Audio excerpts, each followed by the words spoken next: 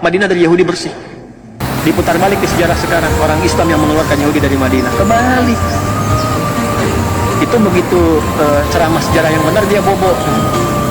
Jadi nggak sempat yang dengar. Di ujungnya aja keluar baru dia bangun lagi. Jadi yang ngusir itu bukan Islam, bukan Nabi Muhammad. Hukum mereka sendiri yang menjadikan mereka keluar.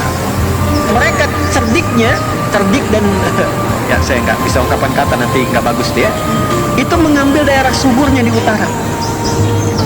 Dan nanti yang selatannya itu, ya selatannya, yang ninggal itu yang keturunan Yaman.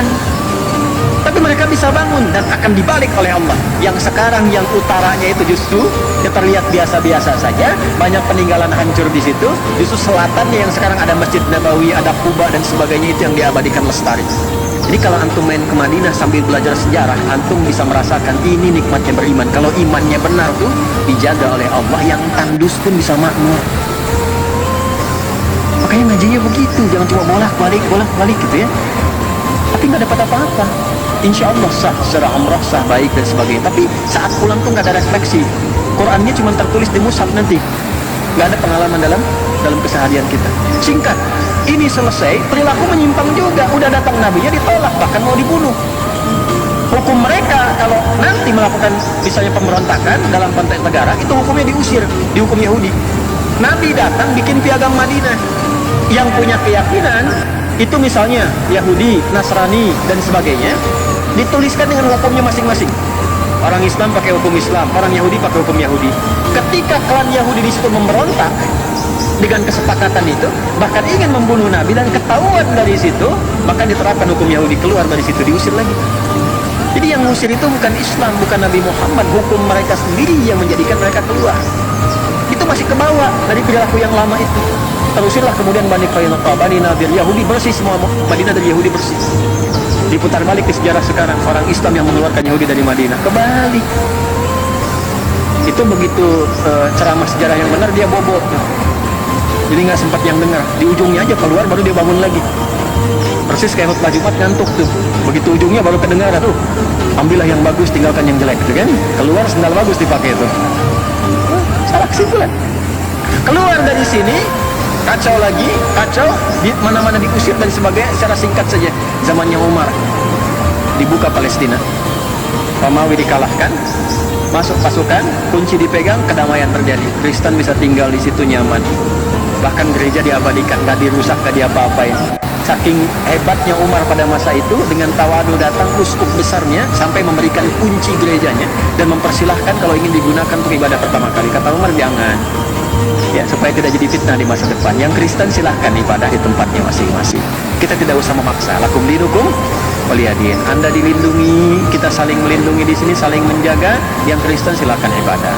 Kalau bertanya tentang Islam dijelaskan. Pengen memeluk Islam silahkan, tapi tidak dipaksa. Walaupun yang pegang kuasa umat Islam. Yahudi boleh tinggal damai, semua damai pada masa itu. Sampai masuk lagi Romawi itu, terjadi perang salib. Dikuasai lagi, keluar lagi semua, habis lagi, terjadi lagi seperti dulu. Ya, udah yang bukan Nasrani keluar semua, keluar.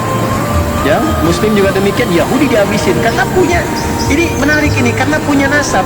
Kan Nabi Isa itu dikultuskan, Yesus itu kan dikultuskan. Nah, yang mau mengeksekusi itu kan kalangan Bani Israel dari Yahudi itu. Makanya sesungguhnya secara sejarah, ya, dari kalangan Nasrani ini sebetulnya punya rasa-rasa tidak suka, dendam yang terlampau berkepanjangan. Jadi dimanapun ada Yahudi, itu tertanam dalam fitrahnya yang lama itu, udah keluarin. Ya, kalau bisa habisin. Ya. Jadi kalau kita perhatikan dengan jujur, pernah nggak antum mendapatkan referensi sejarah? Ada di satu tempat umat Islam sengaja membantu umat Yahudi? Nggak ada. Coba cek dalam sejarah. Irisannya selalu begitu. Makanya agak aneh kalau nempel perjanjian baru dengan perjanjian lama itu agak aneh gitu. Kalau nempel ya, ini secara ilmiah ya. Ya, secara ilmiah. Jadi argumentasi ilmiah, bukan dalam narasi lain. Ini kita bahas sejarah. Kalau pengen diskusi silakan. Ya, maksud saya jangan sampai dipotong-potong besok saya jadi tersangka gitu kan. Tidak, kita dialogkan ya. Balik sini. Jadi sudah selesai, datang periode siapa? Salahuddin Al-Ayyubi. Dari suku Kurdi, Turki Utsmani sampai 1924, tenang semua, damai dan sebagainya. Terjadi ketika mereka kemudian merasa damai, merasa tenang, golongan rusak muncul lagi. Muncul khayalan. Ini ada nostalgia masa lalu nih. Kenapa kita nggak bangun lagi aja Haikal Sulaiman sekalian di situ?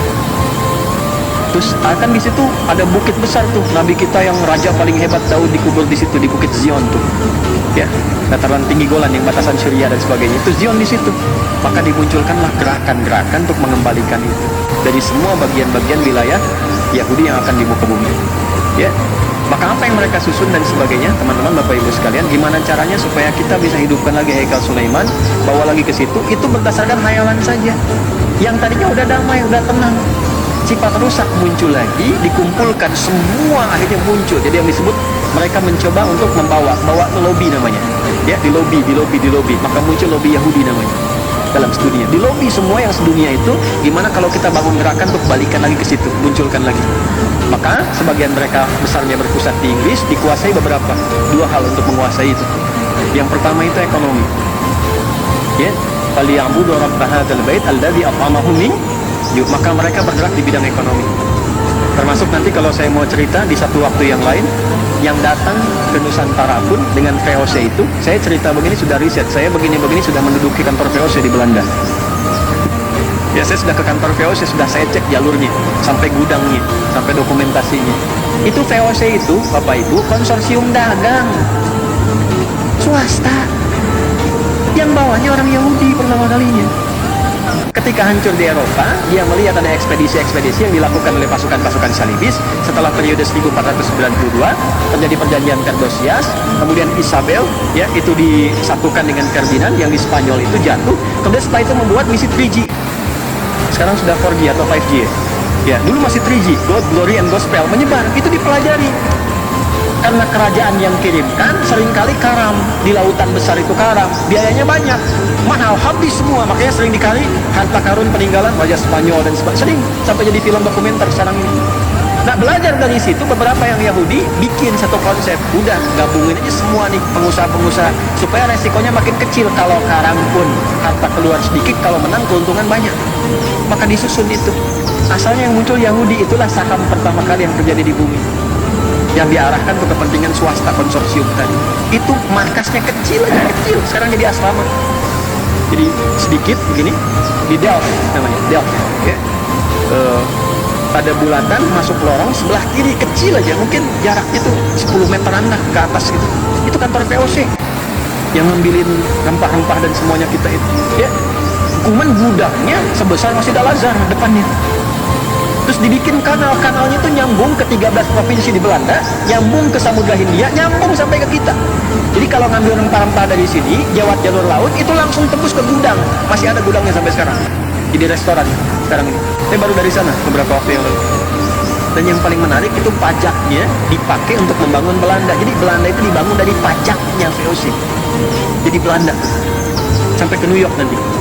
New York itu asalnya mau dibangun New Netherlands. New York itu kita punya saham rempah dari sini ke New York itu. Makanya harusnya masuknya tanpa visa tuh ke situ.